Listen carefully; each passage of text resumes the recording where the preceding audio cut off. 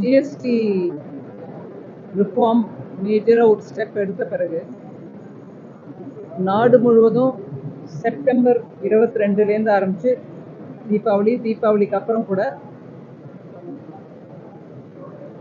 மக்கள் வெளியில வந்து அந்த வரி குறைப்பின் மூலமாக அவங்களுக்கு கொடுக்கக்கூடிய கிடைக்கக்கூடிய அந்த பெனிஃபிட்டை உபயோகம் பண்றதுக்கு நல்லபடியாக எல்லாரும் வெளியில வந்து அவங்களுக்கு தேவையான பொருட்களை வாங்கிக்கிட்டாங்க. அதனால வணிகர்கள் கூட அதுலேருந்து நிறைய டைரக்டா பயன் அடைஞ்சிருக்காங்க. அதனால தான் இன்னைக்கு வணிகர் சங்கம் மூலமாக பிரதமர் மோடி அவர்களுக்கு வாழ்த்து தெரிவிக்கணும், உங்களையும் வாழ்த்தணும், நீங்க வரணும்னு சொல்லி கூப்பிட்டாங்க வணிகர் சங்கம். அந்த ப்ரோக்ராமுக்கு தான் வந்தேன்.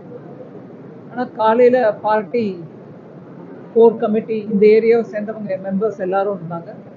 அவங்களோடையும் ஒரு பிரேக்ஃபாஸ்ட் மீட்டிங் ஆச்சு. இப்போது நீங்கள் எல்லாரும் கூட இருந்தீங்க. இங்கே அணி பிரிவு தலைவர்களோட கூட ஒரு சின்ன இன்ட்ராக்ஷன் ஆச்சு. பட் இந்த சந்தர்ப்பத்தில் நான் வந்திருக்கும் போது ஒரு முக்கியமான விஷயத்தை கூட உங்களுக்கு எடுத்து சொல்லணும். இன்னைக்கு தமிழ்நாடு முழுவதுமாக திராவிட முன்னேற்ற கழகம் எஸ்ஐஆருக்கு எதிர்ப்பு தெரிவித்து போராட்டம் நடத்துறாங்க. எனக்கு ரொம்ப ஆச்சரியமா இருக்கு. கிட்டத்தட்ட 60-70 வருஷமா அரசியல்ல முக்கியமா தமிழ்நாட்டின் மூலமாக தேசிய அரசியலை நடத்தும் சில காலகட்டங்கள் இருந்தும் கூட எஸ்ஐஆர் ஏதோ இன்னைக்கு பிறந்து ஏதோ பிஜேபி மூலமாக வாக்காளர் பட்டியலை மாத்துறதுக்கு நாங்க எடுத்துட்டு வந்த ஒரு கான்ஸ்பிரசி மாதிரி அதுக்கு எதிர்ப்பு தெரிவித்து போராட்டம் நடத்துற திராவிட முன்னேற்ற கழக கட்சிக்கு நான் சொல்ல விரும்புறேன், இதுக்கு முன்னாடி இந்த நாட்டில் எத்தனை முறை எஸ்ஐஆர் நடந்திருக்குன்னு உங்களுக்கு விவரமா எடுத்து சொல்லணும். 1952-56 அந்த காலகட்டத்தில் எஸ்ஐஆர் நடந்திருக்கு. 57ல நடந்திருக்கு, 57, 61ல நடந்திருக்கு, 65ல எஸ்ஐஆர் நடந்திருக்கு, 66ல நடந்திருக்கு, 83, 84 அப்ப கூட நடந்திருக்கு, 87, 89 அப்பவும் எஸ்ஐஆர் நடந்திருக்கு, 92ல நடந்திருக்கு, 93ல நடந்திருக்கு, 95ல நடந்திருக்கு. அதுக்கப்புறம் 2002, 2003, 2004, அதாவது மொத்தம் சேர்த்தா 10 முறை 2000 the year 2000 முன்னாடி 10 முறை நடந்திருக்கு. 2000லேருந்து ஆரம்பிச்சு 2004ல 3 முறை நடந்திருக்கு. அதெல்லாம் எஸ்ஐஆர் இல்லைங்களா? அப்போ அந்த எஸ்ஐஆர்லாம் நடந்த போது காங்கிரஸோட தோழமை கட்சியா பல கட்டங்கள்ல மத்திய அரசியலையும் பங்கேற்று இருக்கக்கூடிய டிஎம்கே இப்ப ஏதோ பிஜேபி சுயமா ஏதோ கிரியேட் பண்ணி ஒரு பெரிய பூதத்தை எடுத்துட்டு வந்தாங்கிற மாதிரி கொடி பிடிச்சிட்டு போராட்டம் நடத்துறது எதுக்கு? ஏன்னா எதுக்கு பண்றாங்க அவங்க?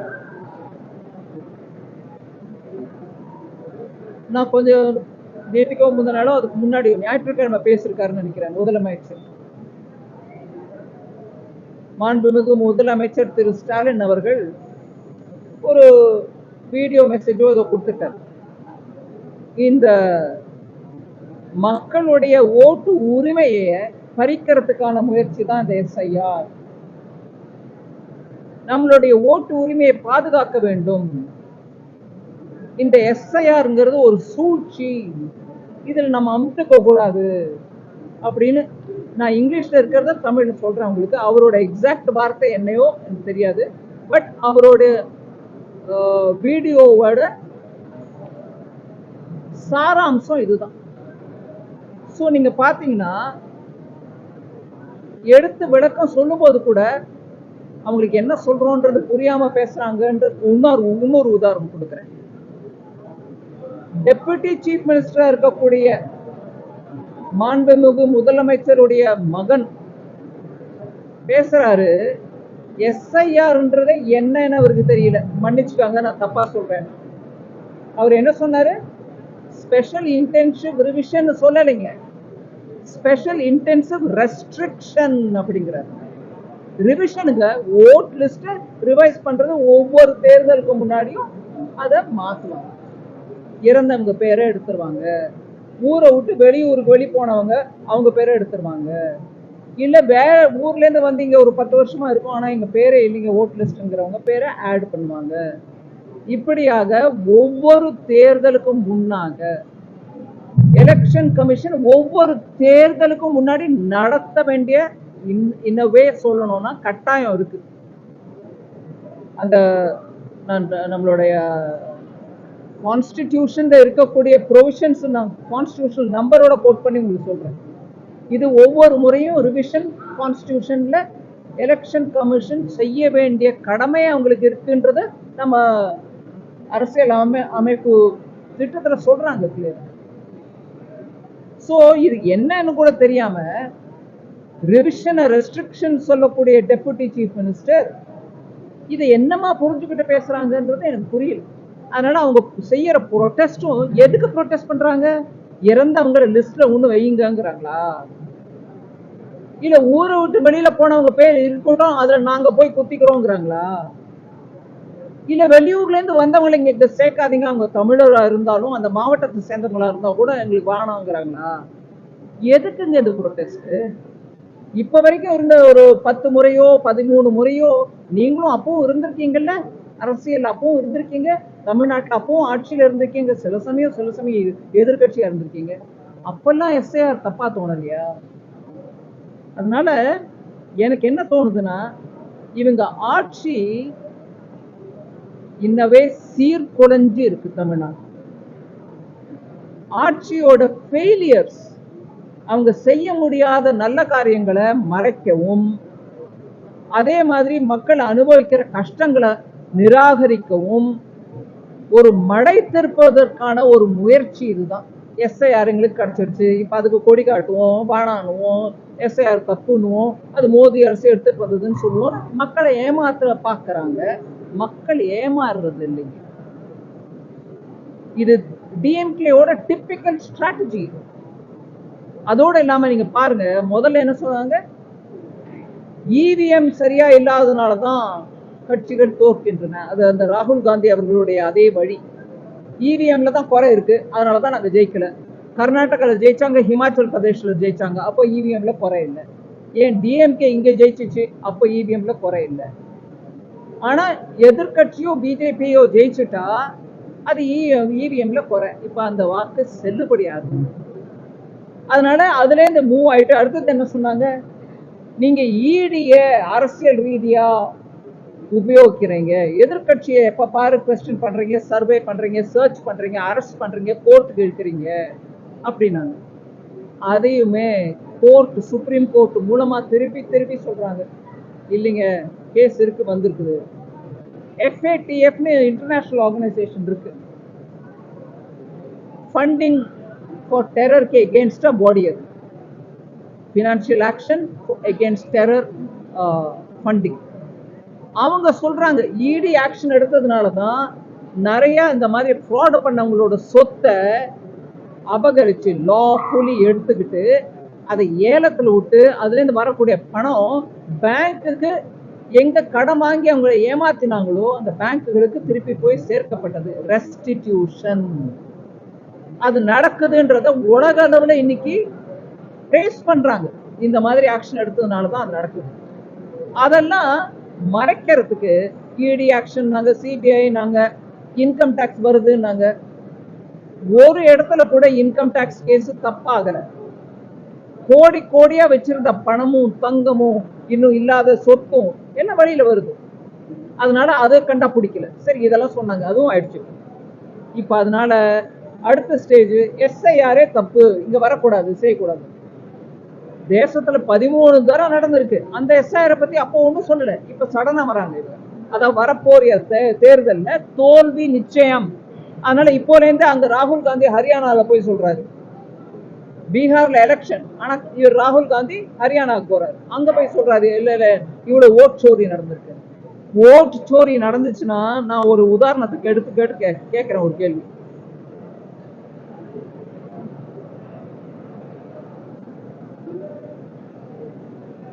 கிட்டத்தட்ட 4379 டியூப்ளிகேட் ஓட்டர்ஸ் இருக்காங்க கொளத்தூர் தொகுதியில.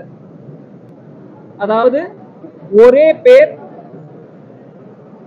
ஒரே சொந்தக்காரங்க பேரு, ஒரே வயசு, பட் டிஃப்ரெண்ட் எபிக் நம்பர், அதாவது electoral numbers, voter list, voter card number வேற வேற. 4379 டியூப்ளிகேட் ஓட்டர்ஸ் கொளத்தூர்ல. உதாரணத்துக்கு நான் ஏதோ குத்து மதிப்பா சொல்லலைங்க, உதாரணத்துக்கு சொல்றேன். பூத் நம்பர் 157 157 ரஃபி உல்லா அப்படிங்கிற பேர் 3 முறை வருது. ஒரே அட்ரஸ்ல, ஒரே வயசு, அவங்க ஃபாதர்ஸ் நேமும் ஒன்னே. ஆனா அவர்கிட்ட 3 எபிக் நம்பர் இருக்கு. ஓட்டர் ஐடி கார்டு 3 இருக்கு வேற விதமா, அதே பேரு, அதே அப்பா பேரு, அதே அட்ரஸ் எல்லாத்தோடையும். அதே மாதிரி ஒரு ரஃப் எஸ்டிமேட் குத்து மதிப்பா சொல்றது 9133 ஓட்டர் ஃபேக் அட்ரஸ்ல இருக்காங்க கொளத்தூர்ல. இதெல்லாம் டிஎம்கே ஓட்டு சோரி பண்ணிக்கிட்டு முதலமைச்சர் ஜெயிச்சு வந்தாருன்னு நான் சொல்ல முடியுமா? நான் கேட்கறேன் கேள்வி. இதெல்லாம் ஃபேக் தானுங்க. இதெல்லாம் டபுள் வந்துருக்கு இல்லைங்களா? இதெல்லாம் நீக்கிறதுக்கான முயற்சி தான் எஸ்ஐஆர். இல்ல எங்களுக்கு எஸ்ஐஆர் வேணாம்னா இந்த ஓட்டு ஃபேக் ஓட்டு 3 எபிக் நம்பர் ஒரே ஆளுகிட்ட இதெல்லாம் வச்சுக்கிட்டு நீங்க ஜெயிச்சீங்களா? நீங்க ஓட் சோரி பண்ணி தான் ஜெயிச்சீங்களா? அந்த சீர்திருத்தம் வேணாமா? நான் கேட்கலாம் இல்லைங்களா? உங்க ப்ரொடெஸ்ட் எஸ்ஐஆருக்கு எகெயின்ஸ்ட்னா உங்க தொகுதியில இருக்கிற இந்த ஃபேக் ஐடிஸ் எல்லாத்தையும் எப்படி நீக்கிறது? அது வேணுமா உங்களுக்கு? அதனாலதான் ஜெயிச்சீங்களா? இப்படியாக இன்னும் சொல்றேன் உங்களுக்கு. ஒரே அட்ரஸ், அதே கொளத்தூர் தான், 30 voter IDs R registered in one single address. ஒரே அட்ரஸ்ல 30 ஓட்டர் ஐடிஸ் இருக்குது. House number 11, booth 84. நீங்க போய் செக் பண்ணுங்க. மீடியா போய் செக் பண்ணாங்க, அப்பவாது நம்புவாங்களான்னு பாப்போம். 30 ஓட்டர் ஐடி ஒரே அட்ரஸ்ல, ஹவுஸ் நம்பர் 11, பூத் நம்பர் 84. அதே மாதிரி 62 ஓட்டர் ஐடி, ஒரே வீட்டுல பல ரிலிஜன்ஸ் இருக்காங்க. இந்த 62 ஓட்டர் ஐடி இந்து, முஸ்லிம், கிறிஸ்டியன், என்ன ஜாதி வேணுமோ, என்ன மதம் வேணுமோ இருக்காங்க. House number 20, house number 20, booth 187. அவங்கள வச்சுட்டு தான் ஜெயிச்சிங்களா? அது ஓட் சோரியா இல்லையா? அடுத்த கேள்வி, 80 ஓட்டர் ஐடிஸ், அதே மாதிரி மல்டிபிள் ரிலிஜன், பலதரப்பட்ட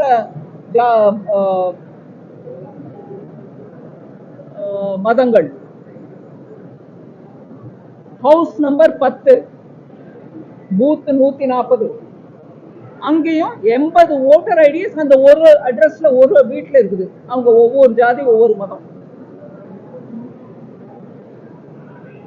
ஆக்சுவலா வெரிஃபிகேஷன் பண்ணப்போ, இந்த விஷயத்துல வெரிஃபிகேஷன் பண்ணப்போ, அதே ஓட்டர் வேற வேற அட்ரஸ்ல வாழ்ந்துகிட்டு இருக்காங்க. அந்த ஓட்டர் வேற வேற அட்ரஸ்ல நியாயமா வாழ்ந்துகிட்டு இருக்காங்க. ஆனா அந்த ஓட்டர் பேரெல்லாம் இந்த அட்ரஸ்ல இருக்குது. இதை திருத்தணுமா வேணாமா? மொத்தத்துல ஒட்டு மொத்தமா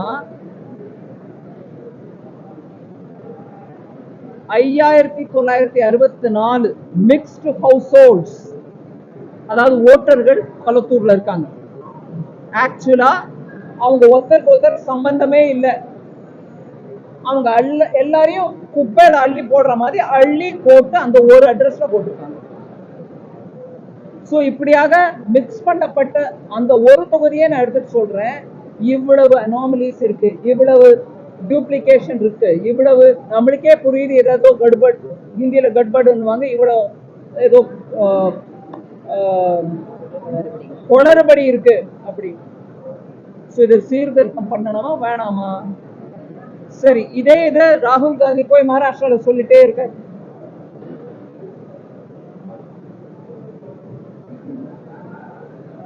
மகாராஷ்டிரால சீர்திருத்தம் பண்ணல, ரிஃபார்ம் பண்ணல. CSDS ஒரு ஆர்கனைசேஷன், அவங்க கொடுத்த நம்பர்ஸ் வச்சுட்டு ராகுல் காந்தி பேசிட்டாரு. அவங்க சொல்றாங்க நாங்க ஒத்துக்கிறோம், நாங்க கொடுத்த நம்பர்ஸ்ல ப்ராப்ளம் இருக்குது, அது சரியில்லை, SIR ரிலேட்டட் அனாலிசிஸ் எங்களோட சரியில்லை அப்படின்னு அவங்களே வெளியில வந்து சொல்லிட்டாங்க CSDS. அதை நம்பிக்கிட்டு ராகுல் காந்தி மகாராஷ்டிரால பேசுறாரு.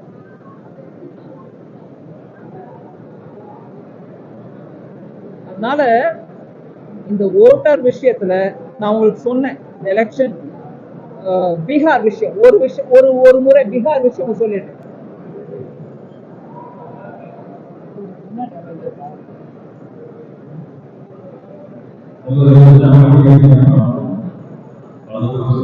பேசணும்னா வெளியில போய் பேசணும்னா வெளியில போய்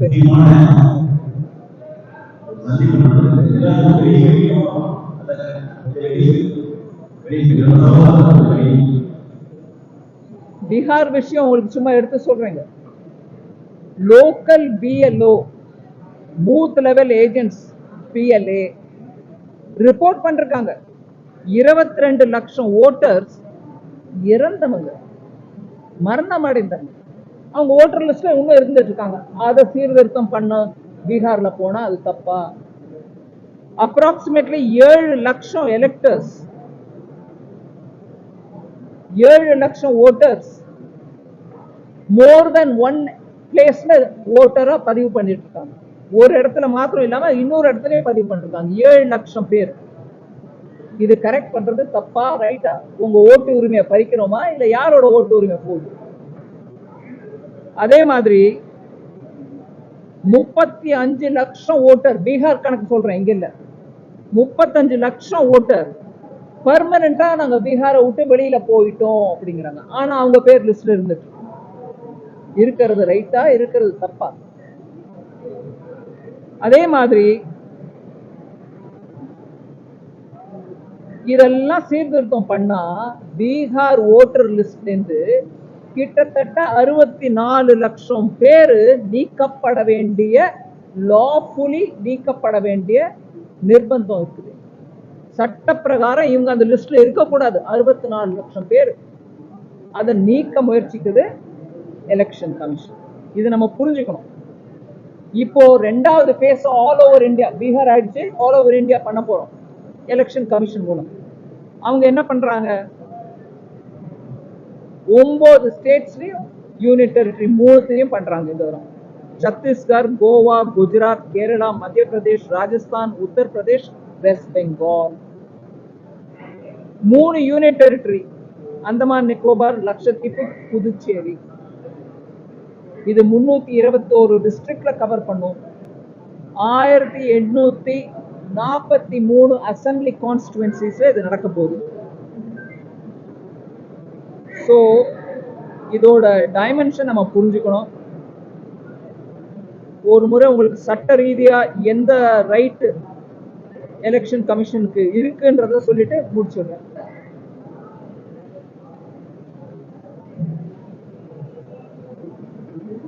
ஆர்டிகல் 324 இருந்து 329 வரைக்கும் கான்ஸ்டிடியூஷன் ஆஃப் இந்தியால, article 324 to 329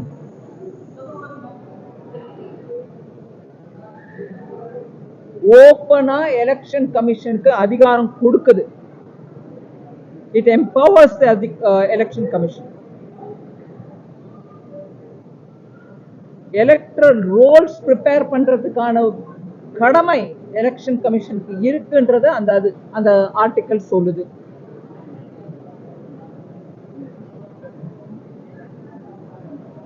Without this election exercise, election commission bloated rolls filled with fake addresses நம்பிட்டு ஓட்டும் எலெக்ஷன், அது தப்பு அப்படிங்கிறது. ஸோ ineligible voters ரிமூவ் பண்றதுக்கு தான முயற்சி இது. நம்ம இந்திய அலையன்ஸ், அதாவது திராவிட முன்னேற்ற கழகம் சேர்ந்து இருக்கக்கூடிய காங்கிரஸோட இருக்கக்கூடிய அந்த அலையன்ஸ் சொல்றேன், எங்க தாத்தா நேரு தான் கொண்டாரு எல்லாம், எங்க அம்மா இந்திரா அம்மா தான் கொண்டுச்சு எல்லாம் அப்படின்னு சொல்றவங்க இன்னைக்கு ஒவ்வொரு கான்ஸ்டிடியூஷனல் இன்ஸ்டிடியூஷனையும் எய்தர் அவங்களோட கிரெடிபிலிட்டியை அஃபெக்ட் பண்றதுக்கான எல்லா முயற்சியும் எடுத்துட்டு இருக்காங்க. அவங்கள அண்டர்மைன் பண்றதுக்கான, அதாவது அவங்களுடைய பவர் வலுவை இழக்கிறதுக்கான முயற்சி நடந்துட்டு. ஸோ ஒவ்வொரு கான்ஸ்டிடியூஷனல் பாடி, ஒவ்வொரு கான்ஸ்டிடியூஷனல் ப்ராசஸ், ஒவ்வொரு கான்ஸ்டிடியூஷனல் பிரின்சிபலையுமே டார்கெட் பண்ணிக்கிட்டு போயிட்டு இருக்காங்க இந்திய அலையன்ஸ். நம்ம நாட்டில் கோர்ட் மூலமா எலெக்ஷன் கேசஸ் எத்தனையோ பார்த்துருக்கோம். ஆனா அதுல இருக்கக்கூடிய முதன்மையான பாயிண்ட் என்ன, சட்ட ரீதியா போய் கோர்ட்ல கேஸ் போட்டு ஜெயிச்சுக்காங்கன்னு சொல்ற அந்த பிரின்சிபல், அதை சீர்கொலைய வைக்கிறாங்க இவங்களுடைய ப்ரொடெஸ்ட். இன்ஃபேக்ட் நான் அந்த செக்ஷனை கொஞ்சம் இங்கிலீஷ்ல படிக்கிறேன், கேட்டுக்காங்க. Section 21 of the representation of people's act, இந்த எலெக்ஷன் நடத்துறதுக்கான சட்டம் ரெப்ரசன்டேஷன் ஆஃப் பீப்புள்ஸ் ஆக்ட் சொல்லுது, எலெக்ஷன் கமிஷன் நீ தயார் பண்ணு, அந்த எலக்ட்ரல் லிஸ்ட்டை ரிவைஸ் பண்ணு, ஒவ்வொரு எலெக்ஷனுக்கு முன்னாடி இது ஸ்பெஷல் ரிவிஷனும் நடத்து, இல்ல ஸ்பெஷல் ரிவிஷன் எப்ப பண்ணணுமோ அப்பெல்லாம் பண்ணு, அந்த காரணத்தையும் சொல்லு அப்படின்னு இவ்வளவு சட்ட திருத்தமாக கிளியரா சொல்லு. In fact section 21(2) of the Representation of People's Act says a revision of the electoral roll is mandatory before each election. Representation of People's Act இது mandatory ன்னு சொல்றாங்க. அதை தவிர இந்த கண்டிஷன் ஏதோ புதுசாவோ இல்ல ஆர்பிட்ரேரியாவோ எடுத்துட்டு வந்தது இல்லை, ஏதோ அவங்க நினைச்ச போது ஏதோ பண்ணிட்டாங்கன்றது இல்லை, சட்ட ரீதியா இருக்குது. It's been part of the election. ஒரு பல தசாப்தங்களா இது இருக்குது. எலெக்ஷன் கமிஷனோட உரிமை அதே மாதிரி கடமையா இருக்கு. ஸோ இதை ஒன் பர்சன் ஒன் ஓட்டுங்கிற அந்த ஐடியாவோட நாங்க சொல்லிட்டே இருக்கோம். ரொம்ப முக்கியம், எலெக்ஷன் கமிஷனை பவர் இழக்க வச்சிடாதீங்க. இதுதான் நம்ம நாட்டுக்கு. ஆக்சுவலா வெளிநாட்டுல எல்லாம் இப்ப சொல்றாங்க, உங்க எலெக்ஷன் கமிஷன் எங்ககிட்ட வர சொல்லுங்க, எங்களுக்கு கத்துக் கொடுக்க சொல்லுங்க. அந்த இன்ஸ்டிடியூஷனை அண்டர்மைன் பண்றதுல முக்கியமா டிஎம்கேயும் காங்கிரஸும் முன்னின்று நடத்துறாங்க. நாங்க கேள்வி கேட்டோமே, நீங்க கொளத்தூர்ல ஓட்சோரி மூலமா ஜெயிச்சுக்கலாங்க, அது யோசிங்க. மீடியாவும் அந்த கேள்வி கேட்கணும். எங்க இவ்வளவு அனாமலிஸ் இருக்கு உங்களோட கான்ஸ்டுவன்சியில, உங்க அசம்பிளி தொகுதியில, அது யார் கரெக்ட் பண்ணுவாங்க அப்படின்னா? அதெல்லாம் வேணுமா? இறந்தவங்க உங்க லிஸ்ட்ல இருக்கணுமான்னு கேளுங்க. ஸோ அதோட நிறுத்திக்கிறேன்.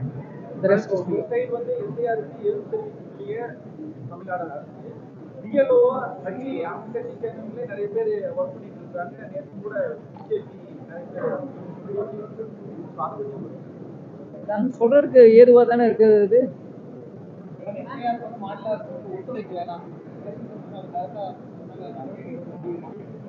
எடுப்பாங்கன்னு நினைக்கிறேன். ஏன்னா இவ்வளவு சட்ட ரீதியா அவங்களுக்கு இருக்கக்கூடிய அதிகாரத்தை குலைக்கிறதுக்கு முயற்சி பண்ணா யாரு சும்மா இருப்பாங்க?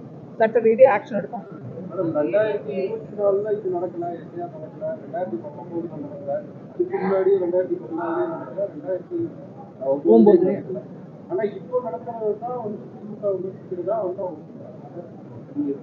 நடத்துறது தப்பு. இது வரைக்கும் நடத்தாதனால எப்படியே ஓட்டுங்க, குப்பையை வச்சுக்கிட்டே ஓட்டுவோம், குப்பையை வச்சுக்கிட்டே ஓட்டு போட போவோங்கிறீங்களா? சீர்திருத்தத்துக்கு அவங்களுக்கு இருக்கிற உரிமையை கேள்வி கேட்கணும்னா இப்ப வரைக்கும் கேட்காம இப்ப ஏன் கேட்கறீங்க? நான் திருப்பி உங்களே கேட்கலாம் அந்த கேள்வியை. ஏங்க நடத்தல 2009, ஏங்க நடத்தல 2014? அப்போ நின்று கேட்டிருக்கணும் அதே டிஎம்கே. அதை கேட்கல, இப்ப நடத்தும் போது வந்து கேட்கிறோம். ஏன்னா அப்ப நடக்கலன்னு அப்ப நீங்க ஏன் வாய மூடிட்டு இருந்தீங்க? கேட்டுக்கலாம்ல எலெக்ஷன் கமிஷனே, ஏன் சும்மா இருங்க? வரேன்.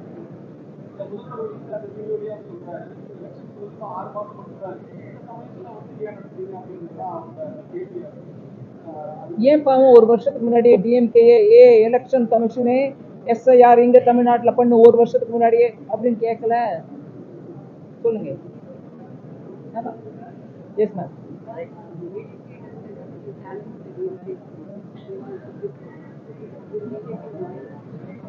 Let's see. When there is something to tell, I think. இருங்க ஒரு நிமிஷம், வேற யாராவது கேள்வி இப்ப வரைக்கும் கேட்காதவங்க கேடுங்க, அதுக்கப்புறம்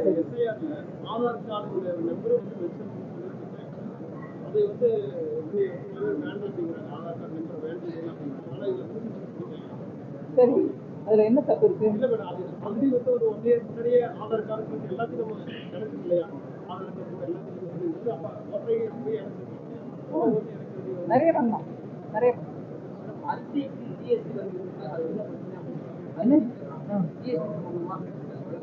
என்ன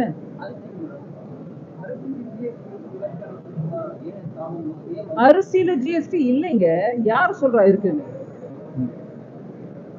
டெல்லியில் நடந்த கார்பெடுப்பு எந்த அளவுக்கு இந்த சூழ்நிலை எப்படி இருக்கு, ஒரு பாதுகாப்பு இன்டெலிஜென்ஸ் ஃபெயிலியர் அப்படிங்கிற ஒரு குற்றச்சாட்டு செங்கோட்டை முன்பே நடந்திருக்கு. ஆமா, செங்கோட்டை முன்பே நடந்திருக்கு. உடனே உள்துறை அமைச்சரும் அங்க போயிருந்திருக்கிறாரு, ஹாஸ்பிட்டல்ல போய் அடிப்பட்டவங்களை பார்த்துருக்காங்க. இதோட விவரம் வெளியில வந்தாதான் நம்ம முழுமையா அது மேல கமெண்ட் பண்ண தெரியும் முடியும். இப்போதைக்கு முழுமையான விவரம் வெளியில வந்ததாக தெரியும். மாநிலங்கள்ல நடக்கக்கூடிய சட்ட ஒழுங்கு பிரச்சனைக்கு மாநில அரசு காவல்துறை மத்திய அரசு பாஜக எல்லாரும் செங்கோட்டை முன்பு நடந்திருக்கு. இது மத்திய அரசு புரியணும், மத்திய பாதுகாப்புத்துறை வந்து பெரிய வரட்டுங்க, அது பதில் கொடுக்குறவங்களுக்கு பதில் கொடுப்பாங்க. எக்ஸ்போர்ட் அமெரிக்கன் அப்புறம் 3 மாசம் கடந்து மீட் பண்ணிட்டு இருக்காங்க. ஸ்பெஷல் பாலிசி எப்போ எக்ஸ்பெக்ட் பண்ணாங்க? நாங்க அவங்களோட தொடர்புல இருக்கோம். இண்டஸ்ட்ரி 3 மந்த்ஸ்லயே அதான் அவங்க கேட்கறாங்க. எப்போ வரும் வரும்போது சொல்லிட்டோம். 2.0 கூடுதலா சொல்லி வர வாய்ப்பு இருக்கு. பெற்றோரோட அதாவது அது கிராமங்களில் கொஞ்சம் அந்த மாதிரி இருக்கிறவங்களுக்கு நிறைய வாய்ப்பு. ஓட்டு உரிமை யாருக்கும் போகாதுங்க. நம்ம குடிமக்களா இருக்கக்கூடிய யாரோட ஓட்டு உரிமையும் போகாது. ஆனா அதுக்குன்னு என்கிட்ட ஒரு காகிதமும் இல்லை, எங்க அப்பா அம்மா பத்தி எனக்கு விவரம் இல்லை, ஆனாலும் நான் ஓட்டுற அங்க இருப்பேன் அப்படின்னு டிமாண்ட் பண்ணீங்கன்னா அவங்களோட ரூல் பிரகாரம் கேட்கறாங்க. ஒருவேளை கஷ்டமா இருந்துச்சுன்னா டிஸ்ட்ரிக்ட் கலெக்டர்லேருந்து ஒரு ஃபார்மை வாங்கி கொடுங்க, இருங்க இவங்க எப்படி இருக்காங்க, ஏதோ பலவிதமான எல்லாத்துக்கும் எது முடியாதோ அதுக்கு ஆல்டர்னேட்டிவ்ஸ் கொடுத்துருக்காங்க. அதனால அந்த ஆல்டர்னேட்டிவ்ஸை பத்தி பேசாம நான் இதையே சொல்லிட்டு இருப்பேன்னா அது குறையில்லை. ஏன்னா எலெக்ஷன் கமிஷனும் மக்கள் வந்து ஓட்டு போடணுன்ற முயற்சியில தான் இருக்காங்களே தவிர ஓட்டு போடக்கூடாது அவங்களை தவிர்க்கணுன்ற முயற்சியில எலெக்ஷன் கமிஷன் இல்லை. கிராமத்தில் இருக்கிறவங்க இதுக்காக பல நாள் அலைய வேணாங்க, அவங்க பூத் லெவல் ஆஃப் ஏஜென்சி கிட்ட ஏஜென்ட்ஸ்க்கு சொல்லிட்டாங்கன்னா அவங்க பண்றாங்க. உங்களுக்கு அலைய வேண்டாம், யாரையும் அலைய வேண்டிய நிர்பந்தம் இல்லை. எதுக்கு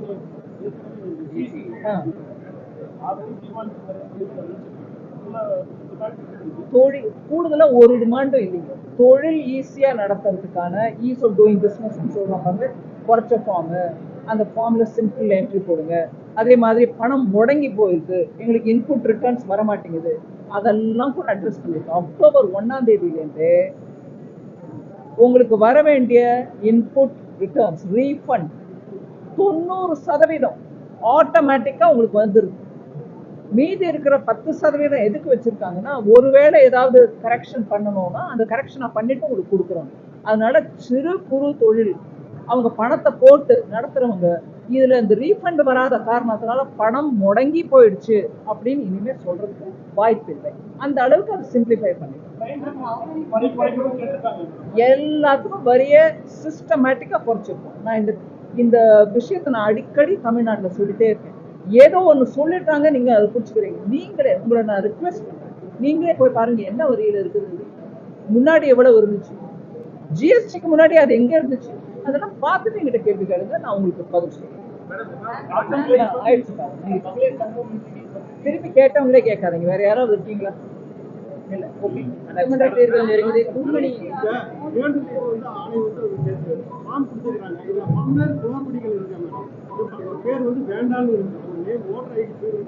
ஐட்டம் பை ஐட்டம் என்ன கேட்டீங்கன்னா பதில் சொல்ல முடியாது. அதுக்கு பதில் எலெக்ஷன் கமிஷன் கொடுக்கறதுக்கு உட்கார்ந்து இருக்காங்க. அவங்களே ஆபீஸ்ல உட்கார்ந்து இருக்காங்க. நீங்க வந்து கொடுங்க, டைப் பண்ணி நீங்க போய் காட்டுங்க, பதில் கொடுக்குறாங்க. நெருங்கி கொண்டிருக்க கூட்டணி பேச்சுவார்த்தைகள் எந்த கூட்டணி இருக்கிற அதிமுக கொங்கு மண்டலத்துல ஸ்ட்ராங்கா இருக்கக்கூடிய ஒரு கட்சியா இருக்கக்கூடிய ஒரு சூழல செங்கோட்டையன் போனது அவங்க வீக்கன் ஆயிட்டு இருக்காங்க ஒரு பேச்சு இருக்கு. அவரும் என்னை நேரடியாக பாஜக கூப்பிட்டு பேசினாங்க, அதாவது உள்கட்சி விவகாரங்களை தலையிட மாட்டோம்னு சொல்லக்கூடிய அதே சூழல செங்கோட்டையன் வந்து என்னை பாஜக கூப்பிட்டு பேசினாங்க அப்படிங்கிற ஒரு கூட்டணியில் இருக்கக்கூடிய ஒரு ஸ்ட்ராங்கான கட்சின்னு சொல்லக்கூடிய அதிமுக வீக்கன் ஆயிட்டு இருக்குன்னு பாக்குறாங்க. எந்த கட்சி வீக் ஆகுது எந்த கட்சி ஸ்ட்ராங் ஆகுதுன்றத நான் கமெண்ட் பண்ணலைங்க. ஒன்று. ரெண்டாவது, பிஜேபி இன்னொரு கட்சி விவகாரத்துல தலையிடாது. நான் அதை இப்பவும் கிளியரா சொல்றேன்.